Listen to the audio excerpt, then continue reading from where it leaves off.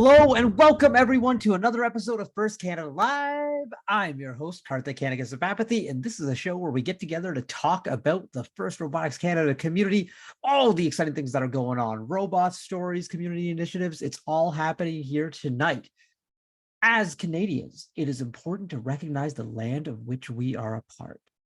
As we gather for this meeting, physically dispersed and virtually constructed, let us take a moment to reflect upon the meaning of place, and in doing so, recognize the various traditional lands on which we celebrate today. We acknowledge the elders and youth, past, present, and emerging, of all the land on which we work and live. We honor the ancestral spirits with gratitude and respect. We acknowledge this land out of respect for the Indigenous nations who have cared for Turtle Island, also called North America. The Indigenous people have been gifted the role of caretakers of this land before the arrival of settler peoples until today. But most importantly, we remember the history of these lands and peoples that have been tainted by poor treatment and a lack of friendship with the First Nations who called Canada home before it was given this name. This history is something that everyone is affected by. We are all treaty people in Canada. We all have a shared history to reflect on, and each of us is affected by this history in different ways. Our past defines our present, but if we move forward as friends and allies, it does not define our future. All right, folks, it is time to get this show started. There's no better way to do it than by introducing our co-host. She's a student on Team 7659, HNMCS Robotics from Mississauga, and a member of the First Canada Youth Council. say hello to Sally. How's it going, Sally? Hi, Karthik. I'm good. How are you? I am doing great. I know you're still on March break. So, what's the most exciting thing that's happened to you in the last few weeks? Getting to see people that I haven't seen in a while, and also just watching how like amazing the game is advancing. Yeah. I'm like constantly amazed all the time seeing all the past robot games. For those of you who don't know, Sally had a pretty good week one because her team won the Georgian College District event and won the Engineering Inspiration Award at the events. They got picked Mhm. up two medals, right, Sally? Yep, too. How did that feel? I mean, our team, that was the first ever win for us, and we never even moved past the qualification matches in our moving to the playoffs for like on-season events. So it was definitely an experience. Like no one on our team has experienced that before. So I think we were all just super excited to like have won so many things. And the Yeah, Engineering Inspiration Award is such a cool award as well, right? yeah, for sure. Recognizes all the great things y'all have been doing in the community. So, on today's show, we have some cool topics because guess what? We're doing a recap of this past weekend's events, the Western University District event and the Humber College District event. So we got some volunteers from those events to come on. We're going to talk about those events and do some analysis of the finals matches over there. So I'm really looking forward to that. If you are tuning in right now live on Twitch and you have any questions, you can post them in chat and someone will try and answer them live on the air. Also, remember, folks, we're trying to have some fun and celebrate excellence in our community. So let's just stay positive. Like, I think in general, in life, positivity is like the key to so much. It's so easy to work yourself into a negative spiral. And these events are just so much fun. You shouldn't be negative coming out of the event. If you are, it's like, oh, what's going on? There's so much good happening at them, right, Sally? Yeah, for sure. And speaking of these events, it is so important to stay healthy and safe throughout these events. And I know, Sally, today your Youth Council Wellness Moment is talking a little bit about health and safety. Yeah. So for today's wellness moment, I know Zoe last or 2 weeks ago on the show, I know she talked a lot about maintaining good physical health during competition. So I kind of wanted to also talk about how important it is to maintain your mental health.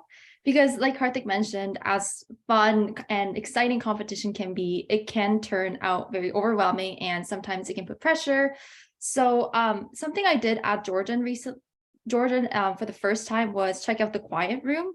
I never really checked out the quiet room before. I didn't really know it existed until like a year ago. And I noticed like it was really nice to stay in like a very quiet environment, have some personal space to yourself, time to like wind down and take a good break for your mental. And that really helps you like maintain your good mental health. So I wanted to just highlight that and yeah, remind people that there is a quiet room that you can also take a good rest in. I have to say the quiet room is one of my favorite places at events because when you're out by the field and there's the loud music and there's just sensory overload between the videos and there's so many people and flashing lights, it is so nice to just go chill in the quiet room for a few minutes. It's just kind of like de-stress. It's like, oh, and like kind of brace yourself. It's like, okay, now I'm getting up and going back into it. It's like you're a little bit recharged, a little bit energetic. So I think that's a great option. If you aren't sure where the quiet room is at your events, just pop on by Pit Admin. They'll tell you exactly where to go. It's usually not too far away from the field. It's usually a little bit of a distance because they want it to be quieter. So you don't want it right by the bass and speakers. But it's a great place to go. Just make sure for all the students watching that you let your mentor know before you go. So, they're not looking for you. It's like, oh no, I lost Sally. Where'd she go? As a mentor, like, you just never want to lose a student. It's just like the fear that comes into you. All right. Thanks for that, Sally. That's a great wellness moment. Some great advice. Now we'll jump into our news updates. First Canada Live. We will be back the next 2 weeks or 3 weeks rather, right after Tuesdays after our competition weekends, recapping our events. So this week we're recapping Western and Humber. Next week we'll be recapping Waterloo and North Bay. The week after that, McMaster and Windsor. And the week after that, the provincial championship. So it's just going to be a lot of recaps. So if you missed the events on the weekend, tune into First Canada Live to catch up on what you missed. And if you were at the events on the weekend and you just want to see a deeper dive, tune in as well. That's what we're here for. Our events, they are back and fully in person and full capacity. And that was really a thing this week. I know at Humber College, it was jam-packed. There were so many people there to check out the robots. It was wild. Just a reminder, if you're going to be in a big crowd like our events, masks are mandatory at our events. So just stay masked up so we can help keep people safe. Scholarship deadlines. You might think, oh, all scholarship deadlines are passed, but there's still some open. The First Canada Indigenous Scholarship, the deadline is March 31st. So if you are eligible or you have a friend who might be eligible, who's an Indigenous identifying student in grade 12, have them apply. Because, yeah, like, Sally, how many scholarships did you apply for this year? Oh, so many to count. I can't even Right. a lot. So be like Sally, folks, and apply. You never know what's going to happen. Hey, you can't get what you don't ask for. The bronze safety badge. We talk a lot about safety here, and safety is our top priority at First Canada. And so to help ensure that everyone is ready and up to date with all the safety rules and regulations, you can take your bronze First Canada safety badge quiz. If you score high enough on that quiz, you'll get a virtual certificate, which you can bring to the swag booth or have on your phone to the swag booth and give it to Swaggy P, Paul Keenan, to trade for an actual piece of swag, a little bronze badge. So that would be pretty cool. Sally, do you have your bronze safety badge? I'm really guilty to say that I don't, but Okay. that I will be doing soon. I think that's just like a March break project. That sounds like a good March break project, right? Yeah. You can go pick it up. You can go pick it up at McMaster. So that'll be fun. Mm-hmm. For all teams, whether you competed already or even if you haven't competed, actually more so if you haven't competed already, make sure you've reviewed the FRC inspection checklist before your events. This will make the inspection experience go so much smoother and faster. So take a look at that. Go through all the items just so there's no surprises at inspection. And of course, folks, if you're out there and you've not joined the Ontario's Team Slack, links going in chat. That's a great place for all team members, mentors, students alike to get advice on their robots, get advice on competitions. And if you are a First Canada alumni or a grade 12 student who is becoming an alumni, you could join the First Canada Alumni LinkedIn group. It's a great place to connect with other alumni. It's the best network you're ever going to find. Sally, you just joined that the other day, right? Yep, I did. That's a proud moment as a graduating grade 12 student. Is it a little bit weird becoming an alumni? Oh, so weird. It's like I've never wanted to be like I never imagined myself being called an alumni, but it's kind of crazy that I am. Yeah. Time does fly, right? It does. All right. Well, that's our news updates for this week, and we will be back in just a moment for some charged up discussion about week 3.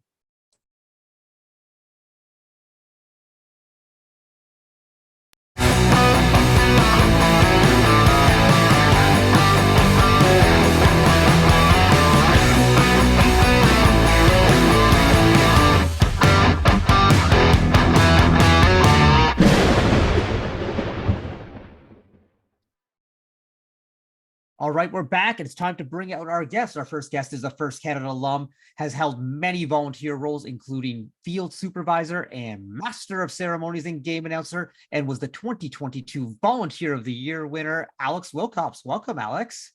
Thank you. It's great to finally have a Tuesday night free to be on a show. Well, we're glad to have you. Alex, this is your first time on the show? It is. I've almost always had a class on Tuesday nights. Oh, wow. For multiple years of school. I don't know how that worked out, but yeah. You are graduated now. Finally, yes. Congratulations, friend.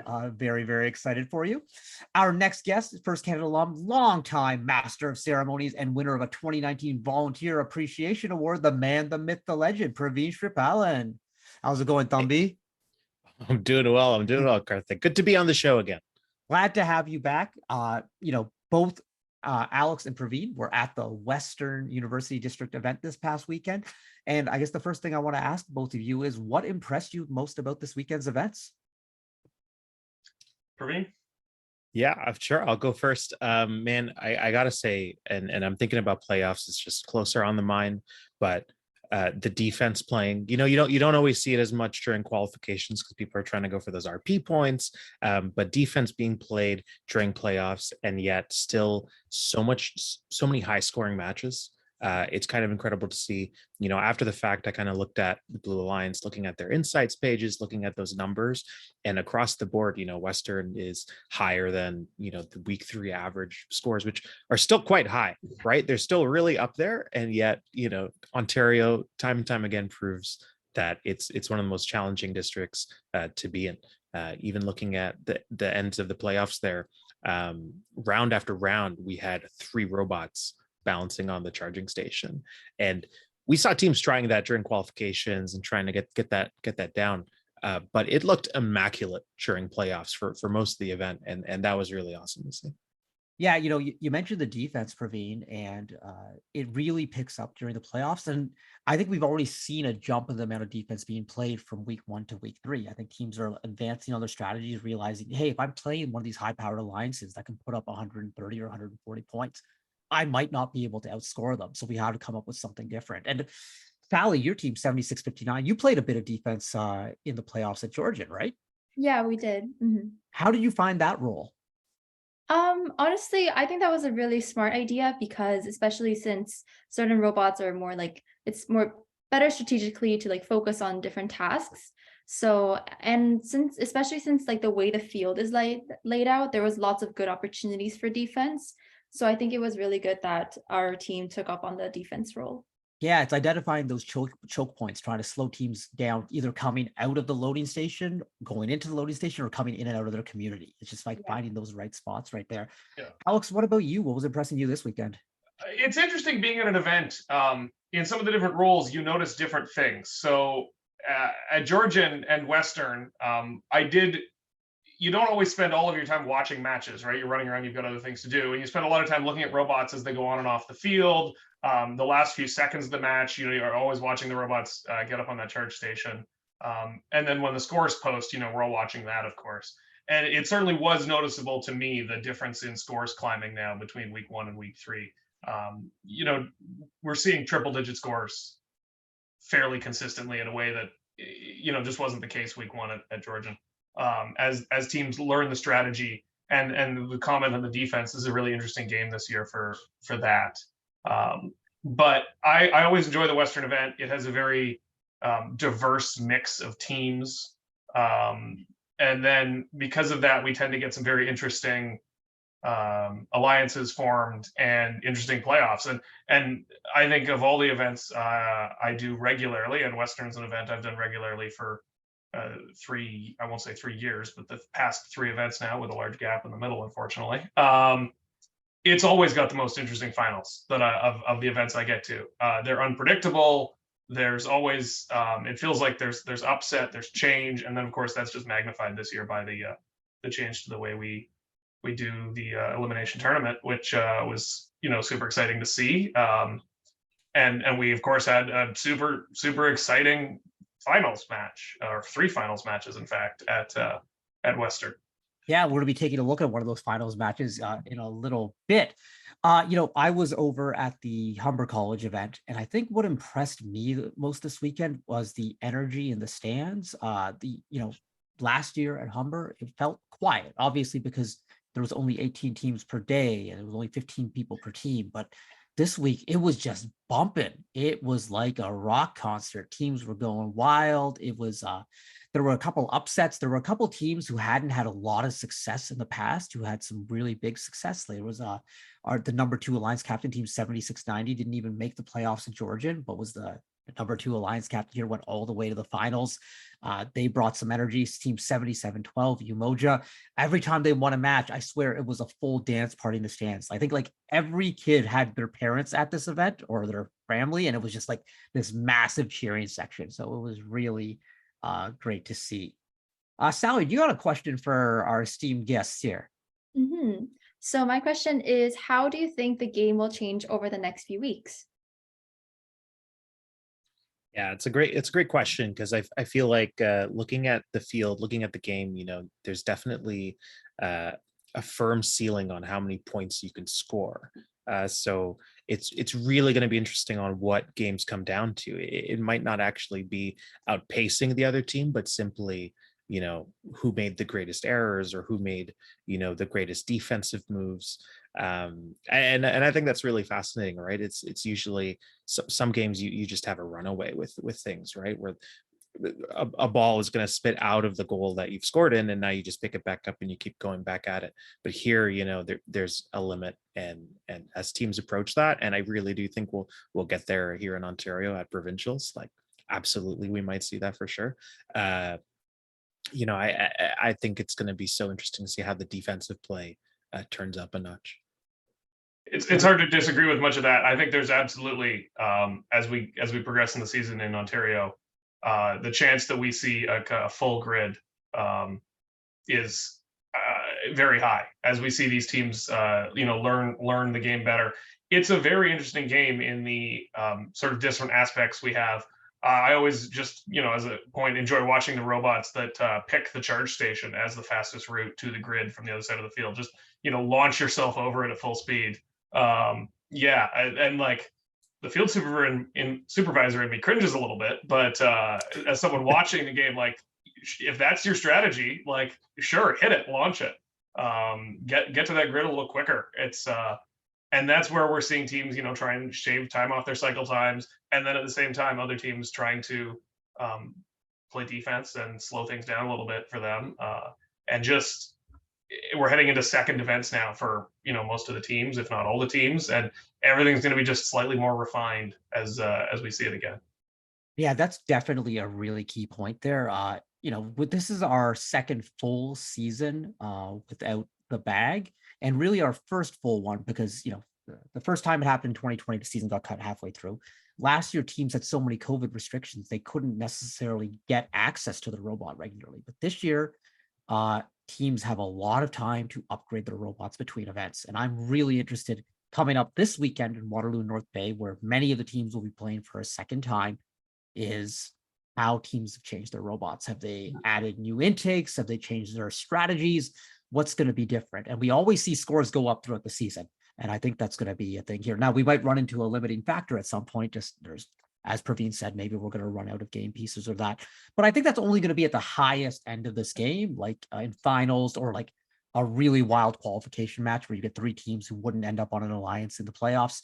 So there's still a lot of room in there for teams. But and at the same, as we talk about that, though, I do want to flag there's room for improvement, but let's highlight the teams who clearly got it right the first time, because having been to Georgian and Western, there was a lot of overlap in those finals matches between those teams. So there's clearly a number of teams, 1325, 4069, who figured it out right the first time, because it's paid off for them twice now. Well, and I mean, like, the best example in Ontario is if you look at the number one ranked team in the world, according to expected points added right now, is a week one team from Ontario, Team 2056. And they just came out of the gates like they normally do and just kind of nailed it. And I'm actually a little terrified of what they're going to look like 4 weeks from now when they've had this much time to absorb and see how the game evolves. But that was they came out flying. And then on the Humber side, we saw it with Team 7558, who at their first event at Newmarket was just flying down the field. And this week at Humber, they're flying again. Right now, I think they're the fastest robot in Ontario, just in terms of pure ground speed. And yeah, some teams have really nailed this, but it's kind of cool because the other teams have a chance to try and adapt now and try and learn from them. And that's kind of the beauty of all this. It's like, yeah, I can see what other teams have done and try and inspire and see if I can come up with something better. But it's always neat to see the evolution of the game. And Praveen, you brought it up twice now, but it's how's defense going to play in all of this? If you're starting to hit ceilings at certain points, like what are you going to do to try and adapt defensively? Mm-hmm. And then how do you do that without running into penalties?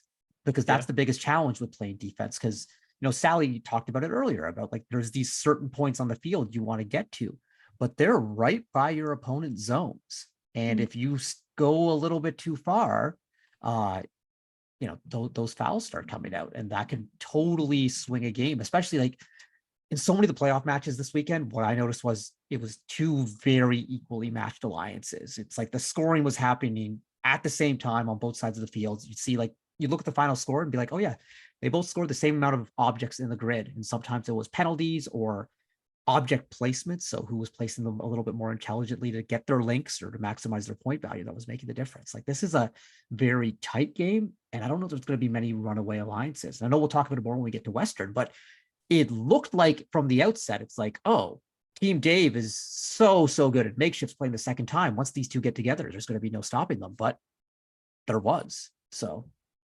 super interesting. We're just going to see that gap get tighter and tighter. There is a cap, and we'll see. And we're going to, and that's fantastic, because it means we're going to have scores posts that are, triple digits and 2 digits, like 5-6 points apart. Like, it's going to be incredible to watch. Were there any cool strategies that you saw this weekend that really kind of stood out in your mind? Other than like jumping over the charging station. That's a pretty good one, just like flying Yeah. over. Well, and It's it pretty- makes me cringe when I know that it's a swerve drive robot too, right? There's a lot of expensive components in those Yep. wheels. Like you hope that those bolts are going to hold. And we did have one robot, completely lose a swerve module at some point. Yeah. Not because of that, but Put your Loctite in, folks. Yeah. Make sure you're ready for that impact coming off of there. Any other strategies? oh, well, I don't want to call it a strategy, but as I say, one of the things I'm always watching teams load their robots on and off the field, and we always read the rules every year. Everyone's favorite section of the rules is, of course, the bumper rules. And there's all these parts of that are like, if your frame is a weird shape or whatever, and you're like, oh, but all frames are rectangular, right? And this year we, of course, had Thunderstamps who have a super interesting like pentagram with a 5-wheel swerve, and that the strategy for them, of course, is that functions as an alignment device and gets them a little closer to that upper pole. And I don't recall seeing a robot, take advantage of those rules in quite a while. It's robots are almost always rectangles, squares, or octagons, basically. So to see something different in a 5-wheel swerve, that makes the mechanical person to be quite happy. For me, the Thunderstamps are like I look forward to this team every year, because then everyone's going to talk about the jumping robot in 2022. We know that was awesome, but don't forget in 2020, their robot was a semicircle. It was flat on one side and they had circular bumpers coming around the other side. And then in 2019, lots of teams use suction for panels, but they had a suction device that worked on panels and cargo. So they always are doing creative stuff. So I can't wait to see that robot up close. And those are challenging things to pull off. Like suction is not an easy thing to pull off in a first event. There's a lot of variables you don't realize that those, the wear and tear and how it's going to affect. And if you can pull that off, that's not easy. Yeah, I was hoping, and I think we still might see, maybe in Ontario, maybe somewhere around the world, teams who are grabbing those cones with suction. I know I saw some prototypes early in the season, but flat surface, although angled, but like there's awesome. ways to do it.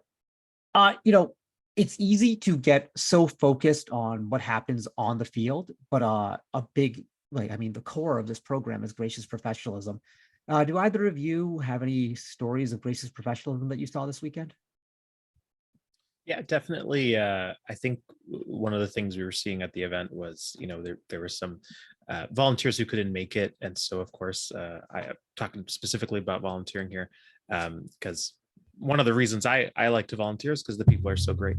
And so, of course, always nice to be at a first event. And we had a shortage of refs. And so people stepping up to, do the training ahead of time and try and get ready for the morning, try and make sure that we have enough refs for that whole event. Usually, typically at a FRC event, there's extra refs so that people can take breaks. I think those refs were going all weekend long without relief. So really solid volunteers here putting in all that effort to make sure that every match had, a well officiated game. In terms of the teams, though, I'll also add the bumpers. I think it was 4039 helping out a rookie team with their bumpers there. So, classic first gracious professionalism in the pits. I don't always get to see it because I'm field side, but I definitely heard people talking about it. And that's absolutely true. If you're in a field role, you see all these teams. Gracious professionalism, of course, compete like crazy, and that's the part like you see. You don't always see what's going on in the back, but.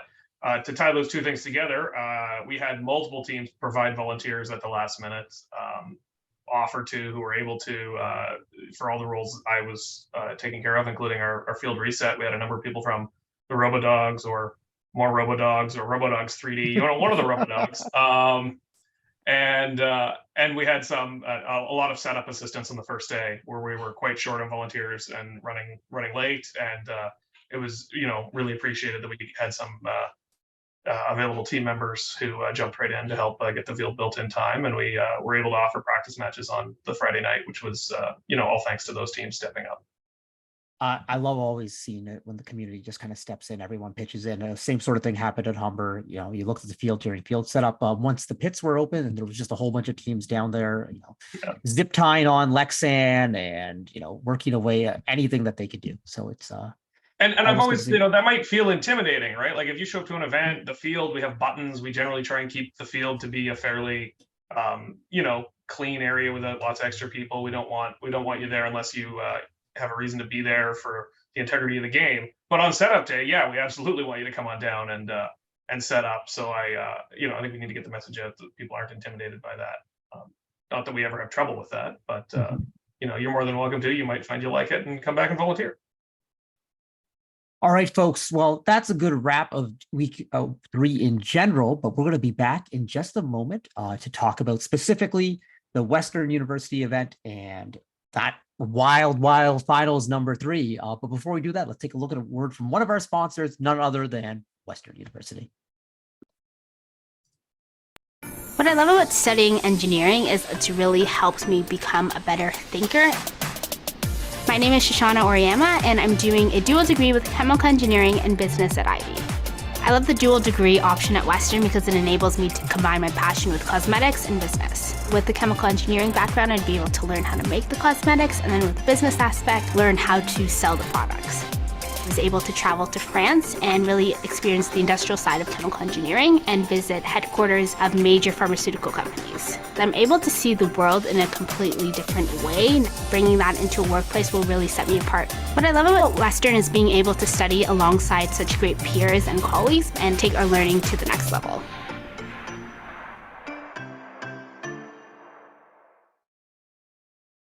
Well, thank you, Western. So the Western University event, Praveen touched on this, was stacked. There were just so many good teams at this event, and the level of play, we thought the level of play at Georgian was fantastic, and like this found a way to rise above, and I think it's going to be a trend that we see in Ontario. So I wanted to bring up a graph right here that just kind of shows an overview of what the teams were doing. This is using expected points added. You can find it on statbotics.io. The x-axis is basically teleop points added per team per match, and the y-axis is autonomous and endgame. And what do we see here? Let me get my pen out here, like right up here. Team 3683. They're like on their own. Their stats were through the roof. They actually ended up finishing 8th in the world, not just this weekend, but throughout the entire year. So just massive advantage right there. Then we saw Team 4039, who was number 1 at the Georgian event in their own sort of tier. And then we've got a lot of teams mixed up down here into our 3rd tier. Team 4907, 1325, who's competing for the second time at Georgian, 1241. This is their second time after Georgian. Team 5460, Strike Zone from Michigan. Great to see them come up to play. 5406, not to be confused with 5460. Praveen, did you slip ever this weekend? I can say that I did not. That's an impressive one that always they were in the same division of champs a couple years ago, and I was like, oh, delight, this is a lot to handle. Team 5024. Now, please tell me 5024 was as loud as normal in the stands, folks. Oh, of course. They bring the noise, whether it's 9 a.m. or it's like 5 p.m. Yeah, it's great.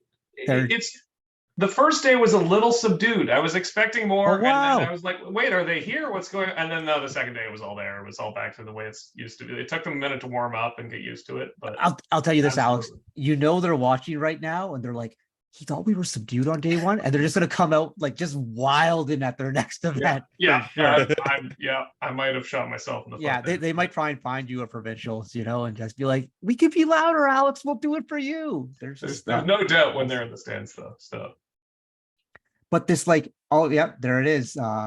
Jay Bax, I think that's my boy Josh. I'll let the team know. So, but yeah, so we can see like there was definitely a big gap between these teams. However, boy, was this competitive, because you would think, because the way the alliances played out was that Team 3683, Team Dave picked Team 4039, while 4907 and 1325 got together. And so you would think, oh, well, this is going to be a walkover, right? Not what happened at all. So if we can drop the stats screen there, but you can check out all these details at statbotics.io. I also recommend that you read their FAQ with a great breakdown on how these stats are created and derived. It's a combination of using the techniques that were used in the creation of OPR with some linear algebra, but combining that with the ELO ratings, which were created in the world of chess. So it's interesting. It does factor in past performance as well. It's a more of a future looking. It's a better predictor than the OPR, but OPR probably gives a better reflection of what has happened. But anyways, we can do a whole math episode sometime. It'll be a really good one here. Let me get my notes back up here. See. So things went topsy-turvy, battles through the lower bracket. But once we got back into the finals, it ended up being Alliance number 1 and Alliance number 2. Alliance number 1 was team 3683, 4039. And in final number 2, they had to call in a backup robot. And they had to call in team 288 as their backup robot. Now, I wasn't there. So Praveen or Alex, do you have any insight on why the backup robot was called? Praveen, did you see what happened to 6? I won't say that I did. I don't. Yeah, I can't say that I'm aware of what exactly happened. I do know that they're playing defense. So when you're playing defense, you definitely in a spot where other robots are going to ram into you. So there's always these chaotic moments. What exactly happened though, I'm not sure. Yeah. It's unfortunate to see the team have to pull their robot out, of course. But playing defense is definitely, it puts a strain on the bot. And it was not due to lack of trying. I mean, we have these breaks now, of course, between matches. They had their full 15-minute awards break to get 6854 working, whatever was wrong with it. And they were absolutely trying because, the field crew was certainly aware of what was going on. The FTAs were keeping tabs on that, and the head refs standing waiting in case a backup coupon is delivered. And we're tracking teams down to see who is the first available backup robot willing to stay, with those representatives staying by the field this year, just in case, because your field crew has a feeling of what's going on. And it was with about 4 seconds left that the backup coupon was delivered in the window to call in that team. So then we had to take another short wait to get 288 ready to play. But it was not due to lack of trying that 6854 was not able to continue in the competition for sure. So props to them for that. So, and it played out really interesting because in that first match, the Alliance 2 won the match. Then the second match, 288, the Robo Dogs, their first match on the carpet. Guess what? Red pulled back with the victory. So now it's tied 1-1 heading into the finals. And that's where we are going to resume. We're going to take a look at this video. We are playing this with no audio, so we can talk over this. Anyone feel free to jump in as you see things happen. I'll get my little marker ready. I mean, we're about to see why Dave is so high up on that autonomous score, right? All right, let's take a look. Keep an eye on team 3683 right down here. They go right away, cone, the cone up. They grab a cube. 4039 has exited the community. They're coming back to balance. They've already sort of preload. Hey, they're going for a third. Everyone else is kind of done right now. And they are almost ready. Can we pause right there, Sarah? All right, so we're starting the autonomous period here. It's a 5-point lead for Red, although Team Dave is ready to score another game piece right away. So it's a little bit of a lead for Red Alliance. And as you watch Dave's robot move there, it's hard to believe that it's not being driven by a human. Yeah. So often auto feels so, for lack of a better word, robotic. And here we don't see, right? Watch that's where it moves so well. You can see the limelight clicking on and off as it does some tracking there. And it just right down, like truly impressive level of programming skill shown there.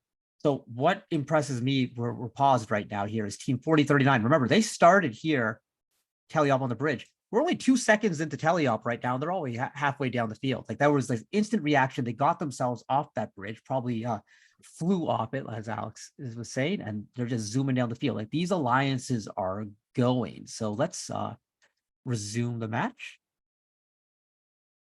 You see 4907 going deep into that grid with their neat bumper design, the trapezoids right there. Oh, it was right there. They moved. Yeah. I can't keep up with these teams. They're so fast. 1325, that nice double jointed arm with that good extension, just trying to layer that cone on. And then, 4907 is. And you can see that super smooth. alignment of them. They just drive right in and it self aligns with that front bumper. Yeah. They're not wasting time. We saw makeshift just going over the cable protector side as if it's nothing. Team 683, Team Dave going over the charge station. They're taking the path of least resistance there. They see the defense that's being played by 5870, but they're just going the other way, just saying, you're going to block off that zone. We're going to go take the other two. They're definitely one of the fastest teams over that charging station. Like, Yeah, clearly it's a strategy that they've hammered in again and again. I You see mean, that I've movement seen right there, right around the blue robot. No problem. Yeah. Right. Yeah. absolutely. And And- because so many teams are playing defense right around the charging station, they're not always covering that spot, because some of the robots, they bounce a bit. They're a bit slow over the charging station. Dave is just over and out. so let's pause right here for a second, because we're coming up to 1 minute left in this match, a little bit under 1 minute left. We got a significant lead for the Red Alliance, 17 points. That's big. But if you notice over here on the blue grid, there are a couple spaces where they're one piece away from a link. So those are like 8. That's like right here. That's an 8-point spot. So it's the lead looks big, but it's not necessarily as big as it could be. Yeah. Up here, we can see Red Alliance got basically the top row filled. So like it's just, they're filling this thing up. But now it's where things are going to get dicey, because whenever the match is within 20 points, it's going to come down to the balances. It really, really is. Like, so anything can happen if a balance goes wrong. Foreshadowing there, folks. So let's keep on going.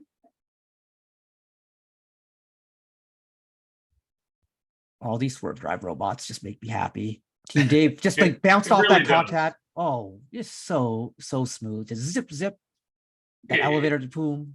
And there's some years where swerve drive like adds a little bit, but you have to balance the time in build season, whether it's worth it or not. This is one of those years where it certainly is. The Red Alliance has almost got 2 full rows finished, but okay, now it's balance time. So let's pause here for a second. Let's pause. So we've almost got 2 robots on each side. The red robot looks like they're in a good spot. Team Dave, we actually still see them. They're still on the other side of the field. So their partners are starting to balance. They're going to be coming home soon. So teams are getting into their balance, their attempt to engage the charge station pretty early, because they know how important this is. But this is like, and Sally, I'd love to hear from you on this. Like what's going through your mind as you get to this point of the match? See, when I was like balancing the thing, I was the first one to go on the charge station. And if another robot would be like on my alliance would be on the other side of the field, I'd be like panicking, like, oh my gosh, are they going to have time to make it back? But I was like watching this field and this video, and I was like, I literally thought it was on 2 times speed because of how fast everything was moving. I was like, there's no way this is like regular speed. This has to be sped up, because that's really crazy. And Sally, you've balanced with 4039. You balanced 5 times with them in the playoffs at Georgia. So you're used to this or whatever. And like they have that really small robot, right? Mm-hmm. So like things look good for red right here. Blue, their balance looks like it's in good shape too. Now, also their partner is also on the other side of the field. So like Team Dave and them, 1325, you just switch spots pretty short, quickly, but there's still 25 seconds. That's a lot of time. And just before we move on, I mean, we've watched most of this match now, and we've focused on a couple of these. We haven't said much about 4039, who absolutely, none of the robots in the center of the frame here, has a beautiful robot. That's a team that obviously takes great care of their image. The robot reflects that, but also like a really well-built mechanical machine that I don't want to overlook as we talk about some of the other ones here. They deserve some respect for what they've done as well this year. Coming into this match, they were top 10 in the world in EPA, with a great win at Georgian College, where they rebounded through the lower bracket and then back up into the finals for the win. And it's such a consistent machine. You get the same thing every match, and that's not a bad thing. That's an amazing thing when you're performing at this high of a level. So let's let this go for a few more seconds. And we see Team Dave heading back. We see 1325 coming into frame. Team Dave's going to drop a cube. Now 288's backing off. So now pause it right here, Sarah. So the Blue Alliance is in position, 3 robots. They're on their way up. Red Alliance also in a good position. Everything seems on track right here. And so we'll keep going. And Sarah, get ready to pause it again. So hold, pause. The Red Alliance had it. Their charge station was balanced there for a second. Sarah, flip us back by like 1 second.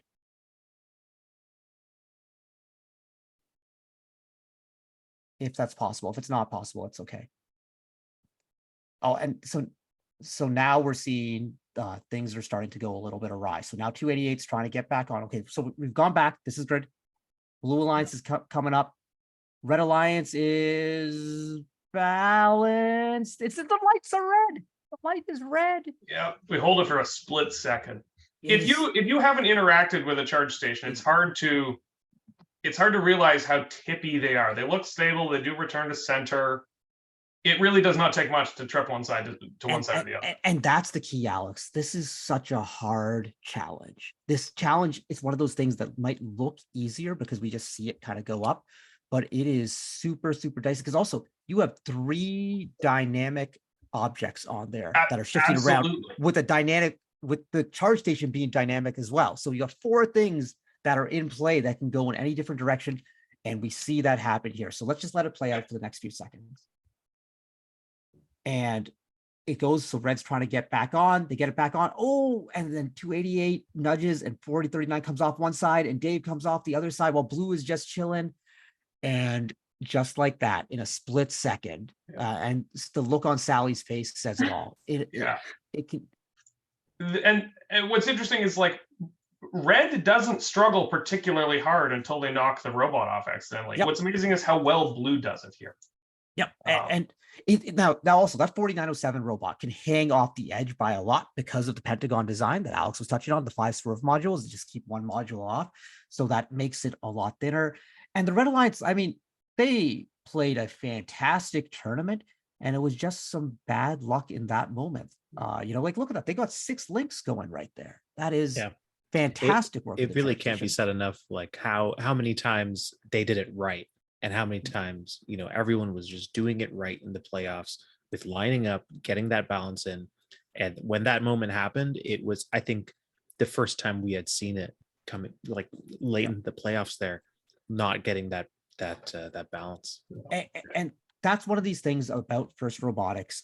You can be perfect 15 matches in a row, but then when that 16 match comes, it might be the one that really, really matters. So like, this is a hard one. Congratulations to the Blue Alliance teams, 4907, 1325, and 5870 on a well-deserved win. But also congratulations to the Red Alliance teams, 3683, 4039, 6854, and 288 on a well-deserved finalist. And I think we'll be seeing many of these teams. We won't be seeing 288 because they're from Michigan at the provincial championship or again this season somewhere else.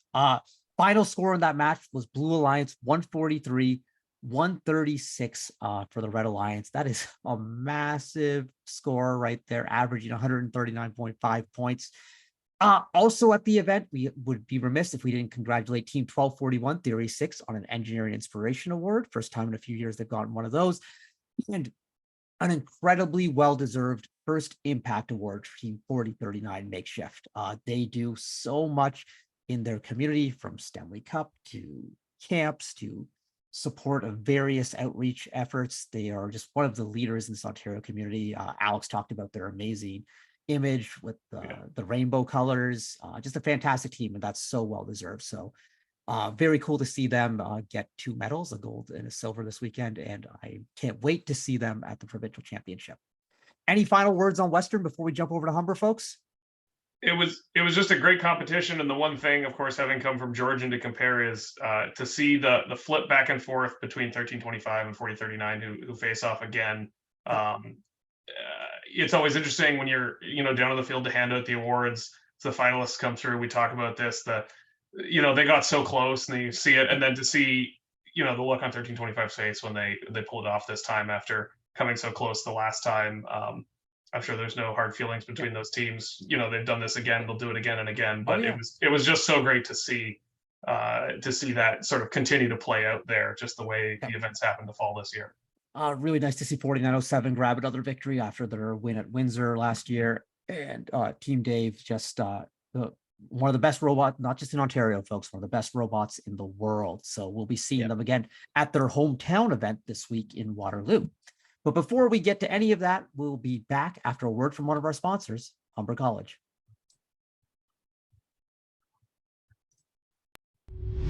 You are ambitious, a problem solver, an out-of-the-box thinker. Welcome to Humber, a place where you'll get experiential learning in the classroom and beyond. You'll join students from around the world at one of our amazing campuses. You'll collaborate with industry leaders and be a part of a healthy and inclusive community. From film to fashion, industrial design to international development, sustainable energy to content strategy, there's a program for you. With inspiring, innovative spaces you'll want to call your own, you'll find a lot to be proud of. The diversity of our students brings the campus to life. Our faculty are award-winning trailblazers, and our graduates are making waves in every industry. From orientation to graduation, this is the next step to your success. At Humber, we are focused on your future. Be bold, be courageous, be Humber.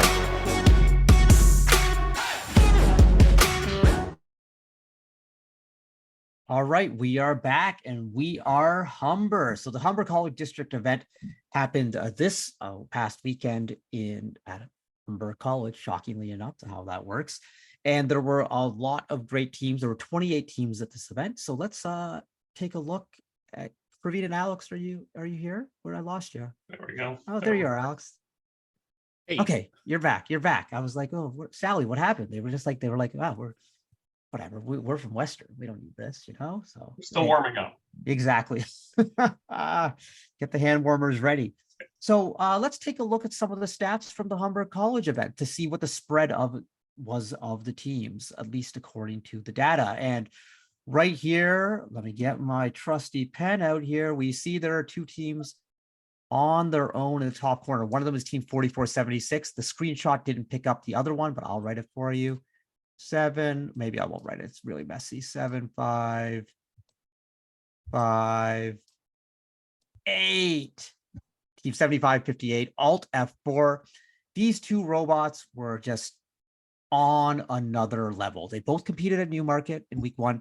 4476 looked amazing at Newmarket, but then they had like one rough match where an encoder pulled out and their arm wrapped around too far and they sheared all the wires in their arm, and that really kind of tossed up their weekend in Newmarket. But they came into Humber, everything was fixed, and they were just fantastic, consistent, undefeated throughout the qualifying rounds and undefeated all the way up until the match we're going to see, and then we'll tell you what happens there. But they just were looking fantastic.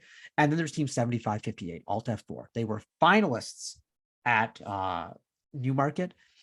Their driver is like a karting expert. It's just so fast down the field, like from one end to the other in 3 seconds flat. If another robot gets in their way, it's almost like they run right at them and they just do a spin move right around them. I hope we see the spin move in this match. But the spin move was just like, when you're playing Madden and you hit I forget which button it is, the X button, just circle, of course. Circle, of course. There you go. Thank you, Praveen. Alt F4 was just circling the field with that spin move. It was wild. Then we had a really cool team in the final, team 1310. Now, here is why I think this was special. This was my favorite moment of the week. Team 1310, the last time they played an official first match was the 2019 Einstein Finals, where they got to the final match to match 3, where they lost by 1 point. They were ready for a good 2020 FRC season, but this season was canceled before they could play their first event at what was then called Ryerson University, now TMU. 21, everything was canceled. 22, they weren't able to compete because of COVID restrictions, and they're back now 4 years later. All the students from that team were gone, but we had this cool moment when we introduced them for the finals, where we recognized them for being world champion finalists in 2019, and the entire audience gave them a standing ovation. It was just goosebump inducing seeing the community support for a team that had been gone for so long. But then, hey, first event back into the finals. And then team 7690 right here. Georgian College, they didn't even make the playoffs, but they had every bot. You could tell that they got a lot of practice in between Georgian and Humber, and they were just so consistent. They finished as the number 3 seed. They ended up as the number 2 alliance captain because 44-76 and 75-58 picked each other. And then they picked 13-10, and they did take a little journey down to the lower bracket, but found their way back into the finals. Finals match 1 was won by the number 1 alliance, and that brings us to finals match 2. So we can switch over to that and jump right in. And I'm telling you, like, if you like fast robots, keep an eye on 75-58. So we're getting this thing started in 3, 2, 1, go.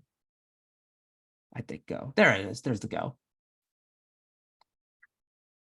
So Waffles go, exit the community, go for the balance. 75-58 does a 2 game piece auto. And here we go into teleoperated mode. And just 75-58, just like right there, and then spin, and it's just wild. The Waffle's super consistent with that double jointed arm. 75-58 just glides around the field, this robot, and they're gone again. I hope we have a shot which shows the clean straightaway move of them. 13-10 extending out with the telescope. There goes 75-58, just zooming in. You can see him jump from camera angle to camera angle pretty quick. It moves like that camera guy can't keep up with that movement. Yeah, and spinning along the way as they go, rotating and translating. That's what the swerve drive can do. And it's so incredible when you realize, like, these drivers, you know, you're driving functionally backwards as you're trying to put the game piece on. Like, it's not easy, and they make it look easy. Yeah, and then 7690 with their nice EveryBot design. We had the EveryBot folks on this show early on in the season, and 7690 is showing what that kind of design can do. Like that collision there. I mean, the robot bounced up into the air when they hit each other, right? You realize how fast it's moving. They just spinned around and tucked it away, and hey, they're there again. They're on the side of the field. And then that's awesome to watch. As this is going on, the Waffles are doing their slow and steady. It shows there's different ways of doing things. You can blaze down the field, or you can kind of, go slow. Well, that's it. We see them. They hit some congestion there, and they turn around and go back and go for the cube instead, right? Like, don't cut your losses. Just spinning on by. They're like the Tasmanian devil, just. Yeah, but clearly, what the design reflects then is we see some robots who struggle. If you put all your effort into getting the cone onto the pole, like what right there, in, grab, gone. There's no delay. Whereas some teams we see waiting and aligning, like. Having a mechanism that does that's just as important. All right, now, and you think, okay, well, are they any good at balancing? Oh, they're pretty good at balancing. Hey, and on their alliance, we would be remiss if we didn't talk about 5596 from Mary Ward Collegiate, the Wolverines. This was a very special event for them. Their founding mentor passed away during the off season, and they dedicated this event to him. And look at that, they won the event. They ended up being the last seed in qualifying, 28th place, but they ended up on the number 1 alliance and pulled out the win by playing some solid interference defense right there. So it was just a really, really cool moment. And seeing those students walking down with their signs saying this is for David Emmer was just a cool moment, and it was beautiful to see, and the crowd really took to it. So congratulations, first off, to our Blue Alliance's finalists there, team 13-10, 76-90, 28-52, and the Red Alliance on a well-deserved win, 44-76, the Waffles, the pair with their Impact Award from 2 weeks earlier at Newmarket. 75-58 joins that same club as a Makeshift in 13-25 of teams who have a gold and a silver this year on the field. And then 55-96 winning their first blue banner since 2017. For team 75-58, that was their first ever win. But they look like veteran all pros right there, right? Mm-hmm. Mm-hmm. Yeah. It was fantastic to see all of that. Final score in that match was 145 for Red, 88 for Blue. Blue put up a really solid fight, but that Red Alliance just had so much talent, so much speed on there. So that was fantastic. In other awards, congratulations to team 43-43, Max Tech, on winning the Engineering Inspiration Award.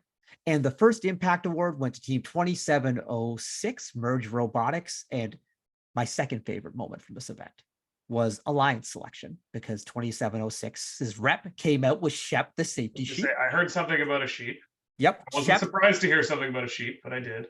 Shep came out, and because, Alliance selection can be long, they brought a little mini fold-out chair for Shep to sit on. But then as the MC, I was like, well, folks, technically you're only allowed to have one representative on the field. And then the high school student rep was like, oh, well, that's cool, and started walking away. He was going to leave Shep there on the field as the rep. I was cackling. It was fantastic. Thank you to Merge for everything you do, not just in your community, but bringing so much energy to the event and just having fun. Like, we love things like Shep, the safety sheep. It's so great. Shep introduced a match. Can you believe that, Praveen? I heard about that. I was super jealous. Yeah, he's like, all right, here's team number. Bah. It was good. We did that 6 times in a row, Shep and I. Thankfully, Connor can speak Shep and translated the bahs. Connor's got a lot of talents. Yeah, that's one of the best announcers. One of our best, absolutely. Yeah. That's got to be on the application to be an MC or game announcer. Do you speak any other animal languages? Yeah, we've got a lot. There's a lot of animal representation in the First Robotics community. There was a shark at the event. I actually donned a shark costume to introduce a match. That's probably a one-time only sort of deal. Which match? I'd like to find the video. I believe it was match number 6 in the playoffs, lower bracket. There's great photos of it too. If you go to First Robotics Canada's Flickr account, the incomparable Eddie G does have photos of the shark costume. But my favorite part was I went to go say hi to the shark team while I was wearing their costume in the driver's station. And then Karen Lee, the FTA, just looked at me and didn't realize I wasn't one of the students. He's just like, plug in your driver's station. And I'm like, hi, Karen. She's like, I had no idea that was you. I thought it was just another shark. So it was a good times. I hear there was a beaver at Western. A beaver? I was gonna say, this is news to me as well. Oh, okay, I got a message from Shanika that there was a beaver at Western. It wouldn't shock me. We've had all sorts of stuff. The sort of one downside of Western is that there is still hockey glass between the stands and the field. So if you're on the field, you don't always necessarily notice what's happening on the other side. But well, apparently, if you want to check out the beaver, you can go to the First Canada TikTok, which is First Canada, right, Sally? Is that just what it is? Simple as that? I'm not too sure. Come on, Sally, this is your job. You were like the leader of the TikTok committee. Yes, it is at First Canada. So go check out the beaver and all the other things. We also played some trivia, so there's fun stuff on there. You should definitely follow that TikTok account or the Instagram. All right, folks, that was a great show. Congratulations to all the teams who played this weekend. It is just remarkable that you're here, that you're getting robots done. And thank you to all the volunteers, all the families who came out, all the sponsors. It was another great week of events. We are back here next week on this channel for a recap of the Waterloo North Bay events. And if you want to tune into the Waterloo North Bay events, check them out on the First Canada Twitch channels, either at First Canada or First Ontario 1, 2, 3, or 4. You can find the full listings on those Twitch channels and also at firstroboticscanada.org on the event pages if you want to check any of that out. Reminder, folks, like Sally said, stay safe. Visit the quiet room if things are getting too much. Stay hydrated and have a great rest of the season. And we will see everyone either at an event or back here on First Canada Live. Good night, folks. See you next week. Bye, everybody.